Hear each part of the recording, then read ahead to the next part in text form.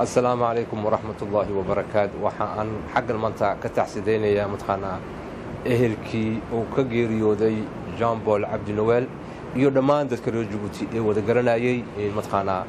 إندو يندر بكجرناي وحان علينا متخانا ولكن وين نجتجي إن دال وين وموجي تاريخ ذا متخانا مل في عم بكجلي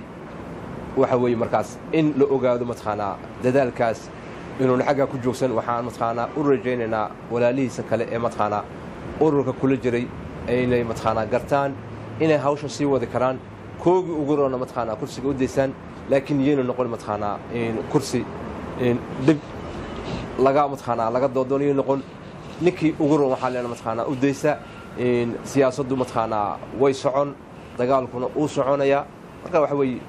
نكاس وحان كحسوسنا تاريخان halkan buu noogu yimid annaka mataqaana in badan oo aqoon saa u sii dheer anigu aan lahayn laakiin waxa weeye halkan markuu noogu yimid hadaladiisa waxaan mataqaana ka xasuusanay mataqaana Allahu akbar waan ka guuleysanayna mataqaana ragga maanta sida sharci darada nagu haysta marka waxa weeye in taariikhdiisa la buuxin karo ninkaas in iyaan rabnaa iyayna noqon mataqaana dambas dhala in waxaan leenahay walaalayaal nimanka bedeli doono waxaan leenahay mataqaana taariikhda ka run sheega in siyaasaduna mataqaana maanta waa taas in waxa weeye jambol wuxuu qaatay mas'uuliyaddiina runtii uu ka run sheegay wuxuu gaadhay mataqaana ilaa mataqaana halkii ugu dambeysay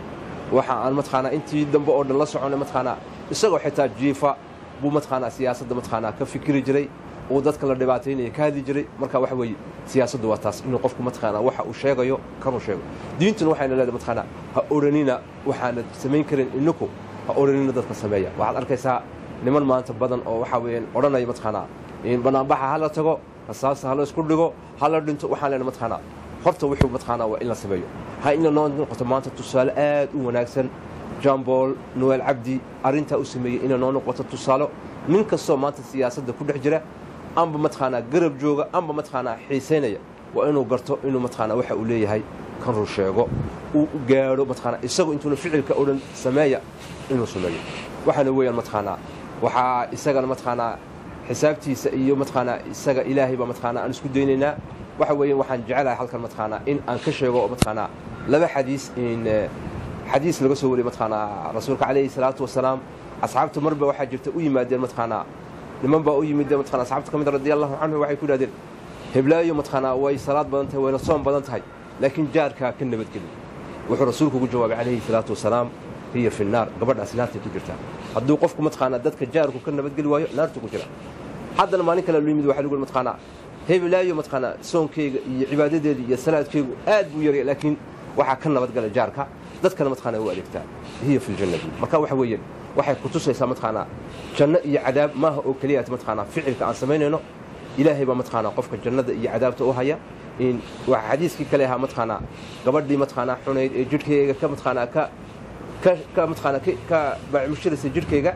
waxay u naxdib oo leeyahay matqaana aybay waraabisay ay haraadsan ba aragtay aygii bay waraabisay ilaahay intii ugu naxariis marka waxa weey naxariista ilaahay ba gacantiisa ku jirta qofku u naxariisanayo qofku janno geynay iyo qofku matqaana cadaab geynay ilaahay ba garanaya in waxa kale oo jirta matqaana maalinta yawm qiyaamaha la sheegay saddexdan ugu horeysay matqaana cadaabta gali doonta waxay noqon doonaa matqaana waa kii leeyahay matqaana ninka ugu horeeyay wuxuu noqon doonaa matqaana nin caalim quraanka iyo matqaana wanaag sameeyay laakiin ilaahay wuxuu kale matqaana been baad sheegtay waxa aad sameysay ilaahay dirtii ma sameyn laakiin bil aadanka u sameysay sidii buu naar ku galaya ninkii labaad wuxuu ninkii jihaadka matqaana ku dhintay ee matqaana ilaahay markuu yimid ilaahu jihaad baan u soo dhintay uu ilaahay matqaana ku been baad sheegtay jihaadka waxaad u sameynayso kaliyaad in lagu yiraahdo hebel geesi waa geesina waa lagu yiri agteeda waxa ku maleeyay ninkii saddexaad wuxuu matqaana ninkii matqaana maal qabeenka ee lacagta matqaana bixinay ee ilaahayna matqaana ilaah waxaan hayay adduunyada lagu soo dhanba waxaan ku bixiyay matqaana in dartaa wana bixiyay ilaahay soo matqaana qalbiga bil aadanka isaga oo wuxuu ku been baad sheegtay kii saddexaadna waxaad u bixinaysaa in lagu yiraahdo fariid baa tahay fariidkiina waa lagu yiri matqaana sidaan naarta ku gal marka waxa weey walaalayaal in amalka aan ku shaqaysanayno matqaana asxaabtu radiyallahu anhu matqaana waa kuwii oran jiray matqaana haddii ay lugteeda midig ay matqaana jannada gasho oo wali lugteeda midig dibada taalo wali matqaana ma rumaysay marka waxa weey cadaab iyo janno ilaahay baa noo haya in waxa in looga baahan yahay matqaana amalka fiican sameeyno wanaagana sameeyno dadka bil aadanku ay naga matqaana nabad galaan inta haddii qofka laga helo wixii kale ilaahay baa matqaana la xisaabtamaya in waxaan u maleynaa walaalkeen matqaana maanta jinaasadiisa axadan waxaan maleynaa kullay way ka marxaati furi doontaa intaas oo kunoo qof baa sugaysa maanta laleeyahay Djibouti waxayna ku tusaysaa taasi wanaagga mataqaana oo qofku lahaa waxaa jirta mataqaana xadiiskii kale ahaa mataqaana qofka hadduu mataqaana ilaahay raali ka noqdo in malakul jibriil buu la hadla malakul jibriilna mataqaana wuxuu la hadla malaa'igta samadana waxay jacayladiisa u soo dejisaa ifka baa mataqaana ummadda qofka jeclaanaysa qofka xun sida oo kale mataqaana ilaahay markuu naco malakul jibriil amar buu siinaya malakul jibriilna qofkaas waa nacaya malaa'igtu amar siinaya malaa'igta samadana xumaanta waxay soo dhaanaysa waxaad arkaysaa laba qof oo mataqaana qofna la leeyahay a'uudu billahi min shaytaani rajiim markiisa la maqlo ninna maanta loo naxariisanayo marka waxa weeye